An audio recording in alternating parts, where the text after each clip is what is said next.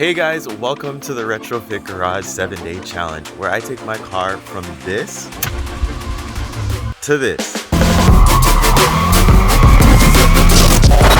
Over the next 7 days, I have to get a car ready to go to the track. This is the one that we're gonna take to the track with us. It's my 1994 530i. So yeah, the 5 Series is the best option. It's got the V8, it's manual, it's got an LSD in it already. I'm gonna be working my butt off to try and get this thing working so that we can even take it to the track, because right now it's not starting. So I'm gonna bring you guys along for the ride.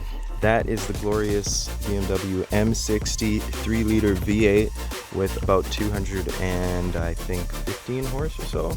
I've had some issues with the crankshaft position sensor in the past and it's caused my car to not start. I just ordered a new crank position sensor from the guys at Vulcan Motorworks and they are gonna get me a brand new one, and I'm gonna put that one in and we're gonna see if this thing will start, because I need to get this thing running. I talked to the guys at Vulcan Motorworks and they were actually able to get me a new crank position sensor for today. So we're actually on our way to go and pick that up right now.